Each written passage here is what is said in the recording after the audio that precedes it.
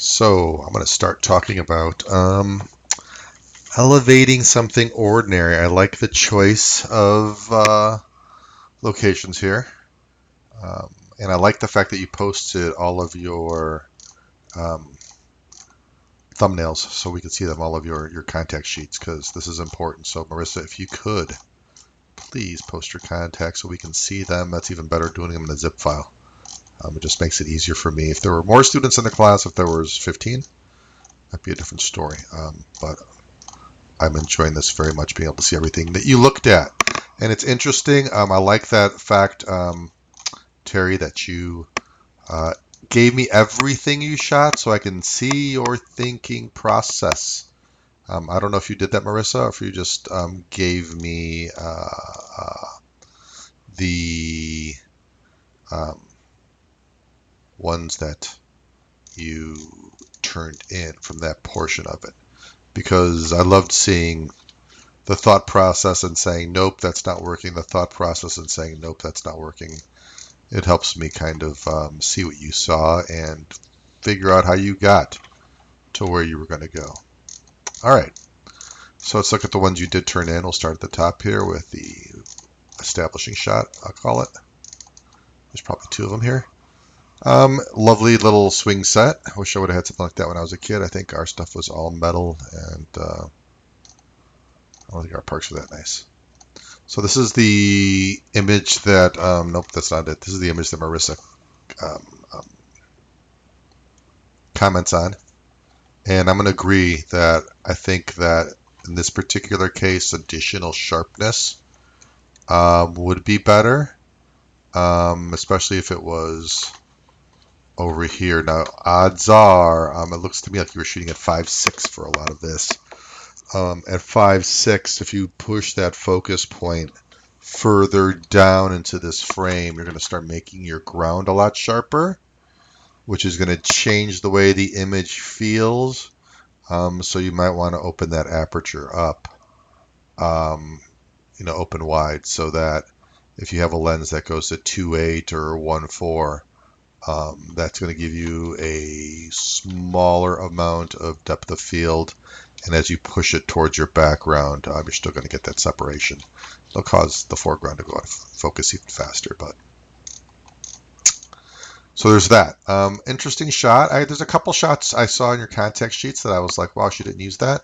And looking at this, there's a shot you didn't make. I looked through your contact sheets and I thought to myself, well, golly, as I remember playground equipment as a child, and maybe this isn't really high up there, I can't really tell the scale, but it doesn't look like it's more than 4 or 5 feet up. There was a very tall slide when I was growing up, and at least it felt tall to me because I might have been 8, 9 years old, and taking this from a point of view almost like a child, getting down near to the ground, so that you can accentuate the height of this. I thought that would have been a way of elevating this shot, the opposite of this shot, basically. Instead of looking down, even though this is an interesting shot, having it look up could be even more interesting. Okay. Again, I think you probably have a little bit too much depth of field going on. I think the difference between your images and Marissa's images are the fact that she really, I don't think a single one of her shots that she submitted has a background that is explicit as to what it is literal. So this becomes a house, no matter how I look at it, it becomes a house. And that is packed with meaning and in a way that distracts from the graphic nature, the more formal nature of this composition. It's a beautiful composition. I love the red lines. Had this not competed with it. And how do you do that? Again, I don't know the equipment you're working with, but perhaps using a longer lens and a wider aperture will help compress this space nearby while knocking the back space into bokeh, into blurriness. Um, kind of a cool shot, and you know, sometimes overexposed shots are really nice to reprocess and to try to bring back in, because a lot of times when you bring in elements, things that are blown out stay blown out. I don't know exactly how this would process, but you're at ISO 400, so um, interesting. This one's darker, and you made it less sensitive to light. I'm a little confused. The settings appear to be the same. 250, 250, 250. 4, oh, 5, 6. There you go. You stop down.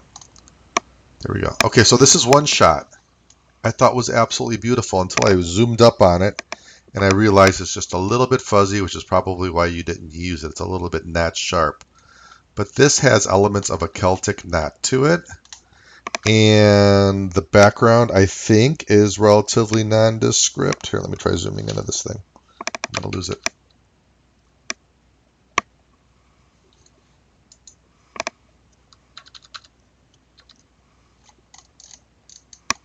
Yeah, it's starting to get soft on me because I'm zoomed in so far. But this is one of those, again, if you could bring this down from 5.6 to something closer to 2.8 or 3.2, you're going to get less depth of field. Then you move your focal point up higher on this, which is going to force that background to fall away and be more out of focus by pushing your focal point up a little bit in the shot.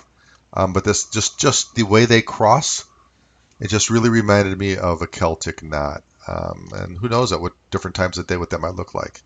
This is one of those that would be fantastic if not for the background, right? So again, if you have a lens that'll let you open wide, 2.8 is a great place to be. I could see that you're at 100 ISO, so you were trying to go for that slow shutter speed, or I mean that open aperture, I'm assuming. I don't know what kind of camera you're shooting with, so perhaps you can let me know on that. But sometimes you can go into the manual settings and actually have an extra low.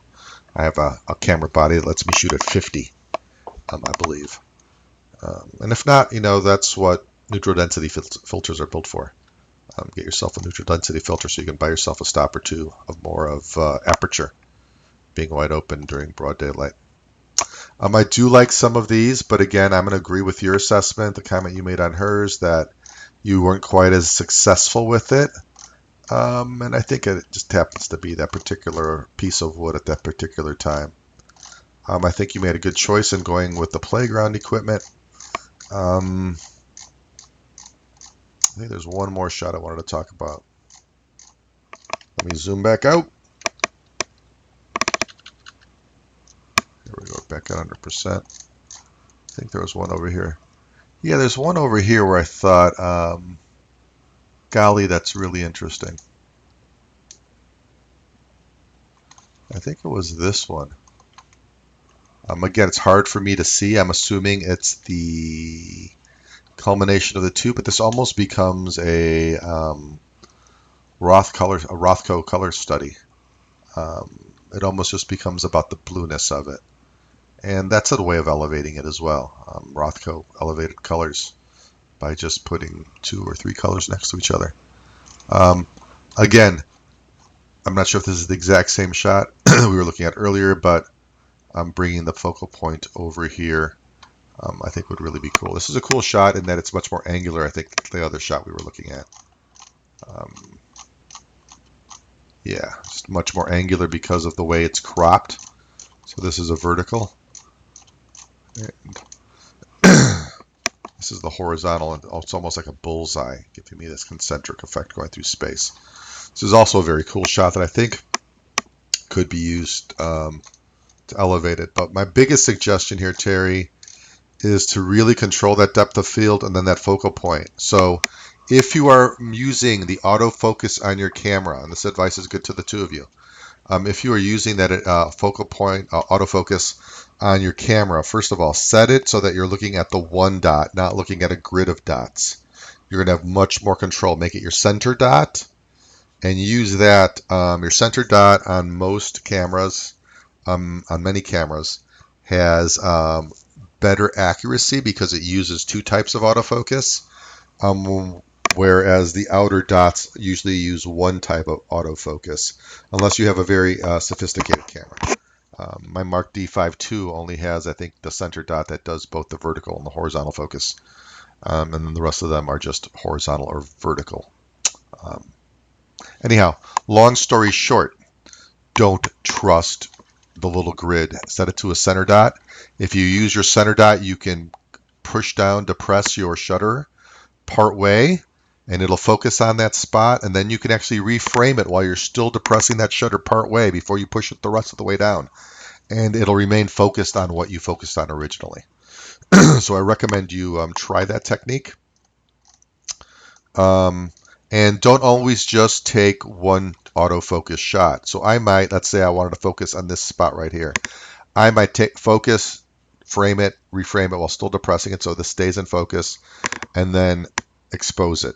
And then I might make a couple of exposures right there, maybe just one though, and maybe go back and autofocus again. Why?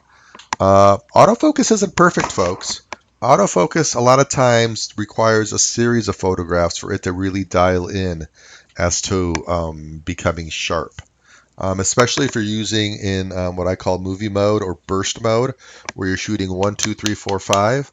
Go ahead and try that sometime, and you'll find that the first shot won't be as in great a focus as perhaps the later shots. And that's because autofocus continues to be adjusted between shots until it's perfect, especially if you have a higher end camera. Some low end cameras might not do that, but it's a good practice to be in, is just take multiple shots and let autofocus keep working with you. Again, this one could be much more interesting if it wasn't for the literal background. What Marissa did really well was isolating things so that they weren't on a background, right? Let's go over there now. I'm getting there. All right, Simon too. Let's look at Marissa's. So ordinary little post in a neighborhood where things are very close. So it's not like you had the luxury of a lot of space. But apparently you had a lens that would open up quite a bit. So this is a nice establishing one showing us what we have.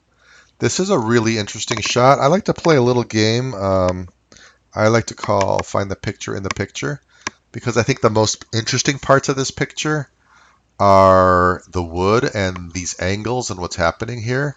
And this makes it really interesting, but I think when I start getting these other edges, it makes it less interesting. I think it would be more interesting if things remained more geometric, right?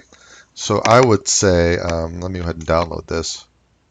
I do this in class occasionally.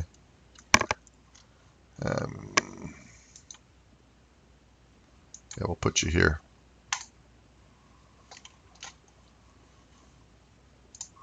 All right, there's your imbalance in my images. This will even stress the other graphic lines. I might want to shorten this again. I may crop this again.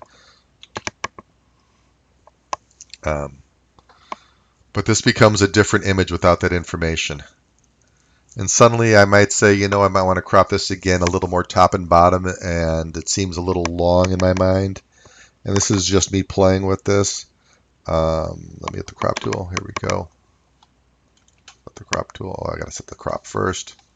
Let's do that. That helps. So maybe I'm just bringing these down because I want to accentuate these angles a little more, and the convergence of the color and of the lines. And again, I might even play with the green in Lightroom to neutralize it a little bit, but that becomes a little more interesting of an image than what we have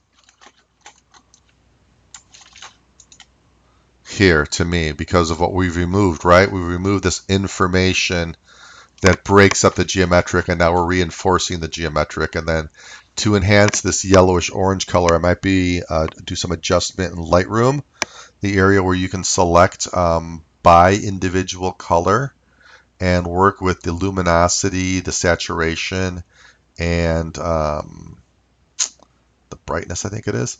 But I might even tone down that green a little bit and warm this up, and maybe bump up the magenta here to make it a little less readable as to what it is. And this becomes a much more graphic image.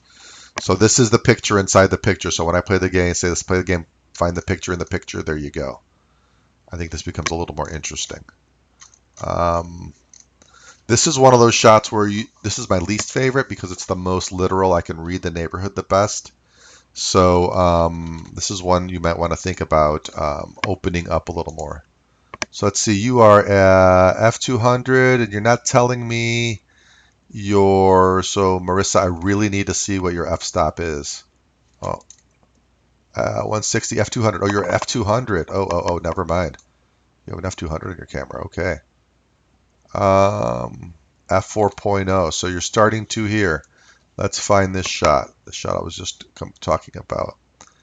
Yeah, you're at F14. So you really need to be wide open. What I was saying, if either of you don't have a lens that goes to 2.8, you don't have to spend a ton of money. Whether you're shooting Canon or Nikon, you can shoot with what they call a Nifty 50. If you walk in, just Google Nifty 50 for your brand, Canon Nifty 50 or Nikon Nifty 50. Here, we'll just do it right here.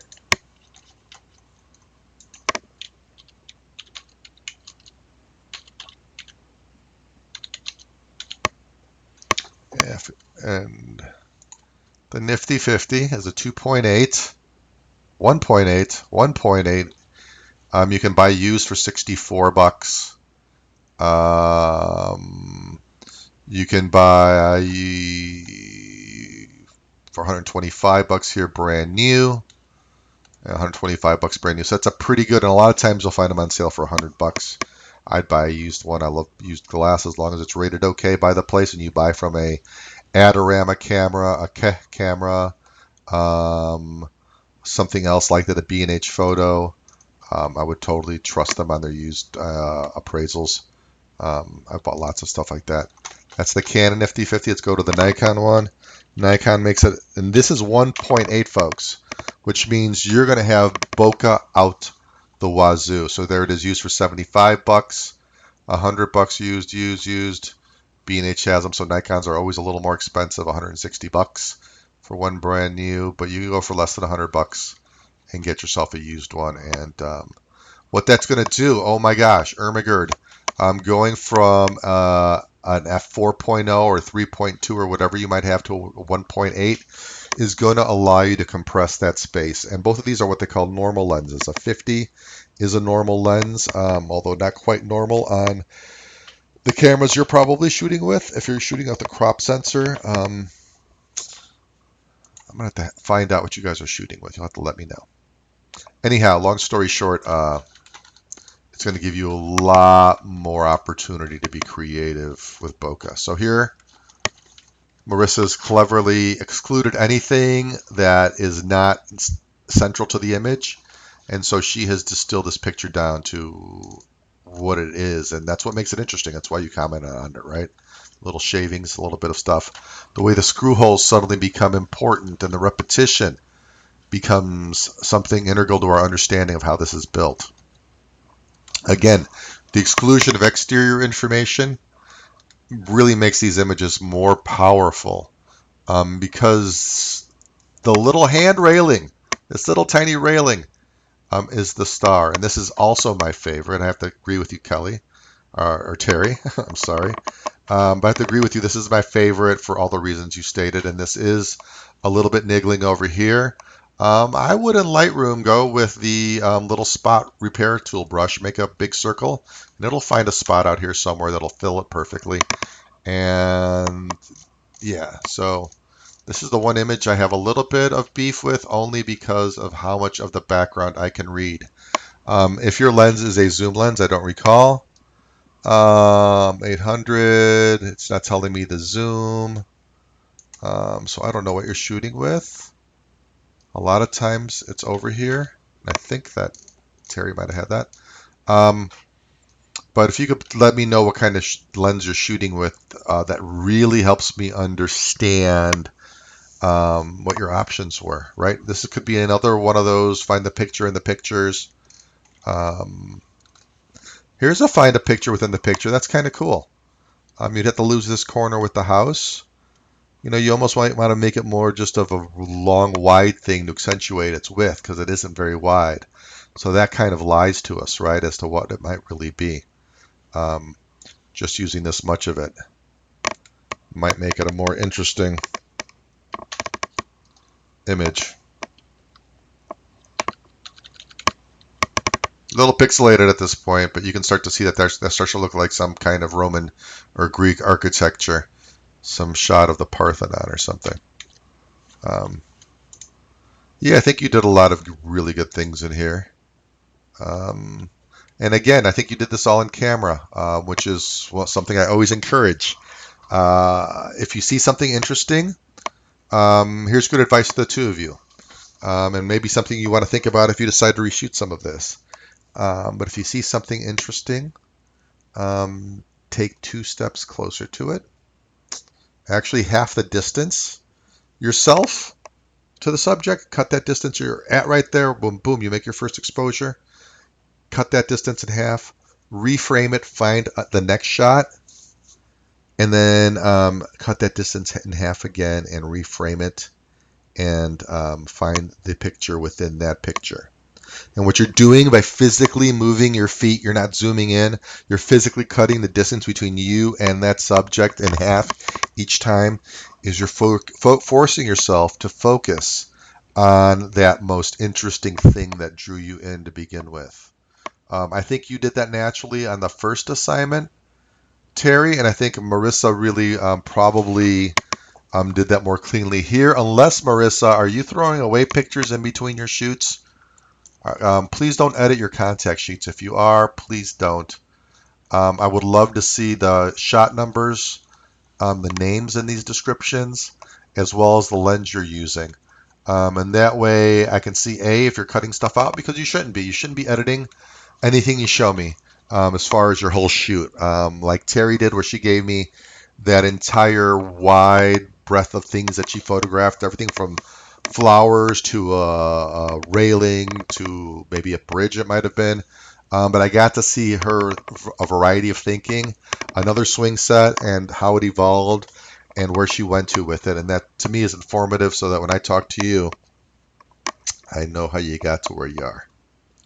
Anyhow, that's what I have for this. Marissa, I'm going to make you one little video, a short one, on your first project. You did turn it in late. Please don't turn things in late, folks.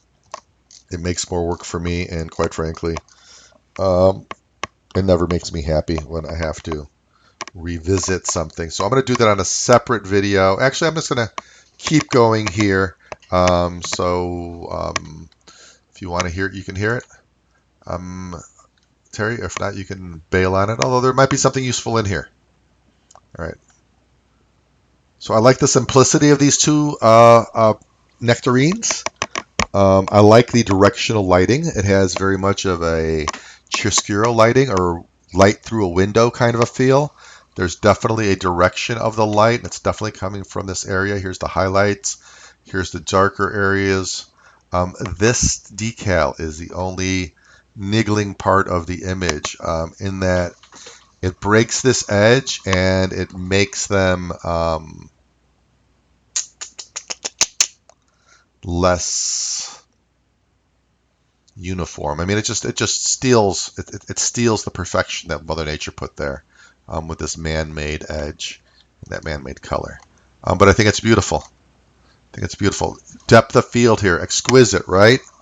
You were able to distill this down to the most basic things. It's color, smears of tone and shade, and just colors, and then the detail. When we read our image, we go to the brightest thing in the shot, and then we go to the sharpest thing. And right here, you happen to have them both right here. So I'm really feeling that this little edge here is probably the brightest thing. Might be competing a little bit there. I'm not going to get out the Photoshop tools. But your limited depth of field here is amazing, and isolating your subject is always a good thing. I love showing the time, right? So we got this thing spinning and moving, and we're using our shutter speed here. So nicely played. Nicely played. This is kind of like the keyboard that Terry had shot, in that it's the most literal of what I'm looking at. Perhaps in this one, the picture in the picture is really just this spinning crown-like feature. And I even have less information that doesn't, so I don't know it's a clock. And so I'm just taken in by the whimsy of its speed. The beautiful part about these is that they're so isolated that they become graphic in nature. Like I said, this is what steals that from happening here. And this one here, the selective color trick is not one of my favorites. Doesn't really truly work for me in this image. I think I know what you're trying to do here, a little emphasis. It might have been more interesting looking at these cups from the very top, from above, and having one flipped over, so that it almost looked like the bullseye image, right? Because they're all going to have that same conical feel. I don't know, I haven't shot this shot, but they're all cones. And so you're going to see the same circle and the same imprint solo, or whatever the hell it says on the bottom. On the bottom of each of those cups, and if you get perfectly over them, especially over the center of them, maybe put them in a group of 5 some clever way. You'll notice the one that has the color leading to the solo in the color, where the other ones I think are white on the inside. Is that right? Or are they all color on the inside? I don't even remember what a solo cup looks like. It's been that long. But the change of perspective from looking into a vessel and looking at the same vessel from the outside, I think might be more interesting for emphasis than actually playing a little darkroom game. There you go. And I'm not going to get your contact sheets, simply because it's late. I like to look at what you looked at here, and I think it was pretty interesting. Yep. I'm going to look at them. I can't help myself.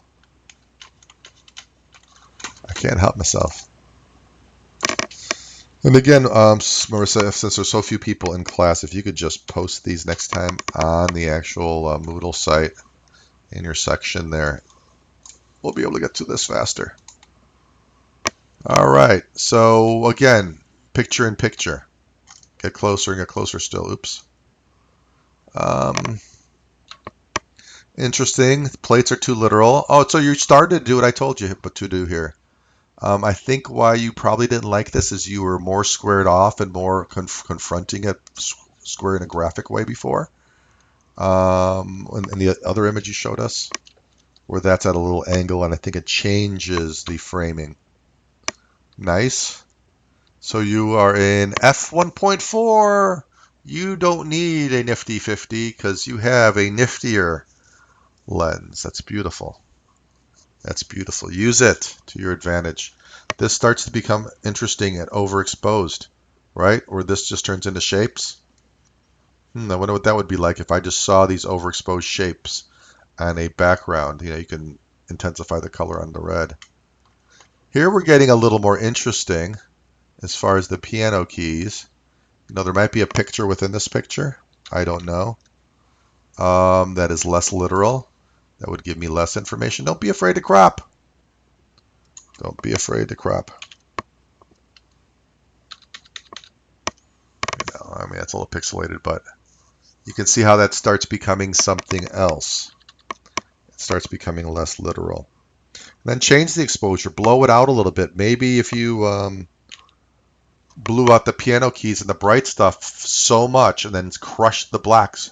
So really what we had is detail here and then no detail here and very little detail here. It would start to become even more abstract. All right.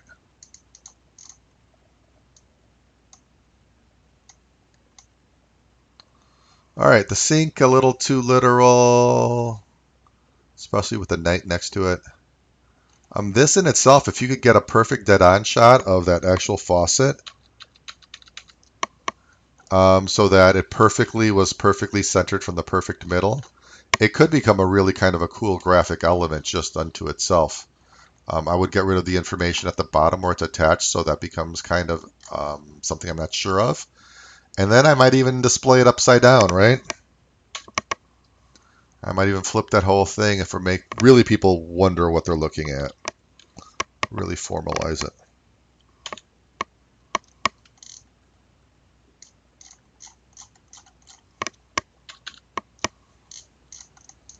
I think it's all of them. All right. Thank you much for playing my reindeer games. 1 week from tomorrow to do them over. You can reshoot any of them. You can reshoot all of them. You might have gotten some more ideas between now and then, so feel free to do it.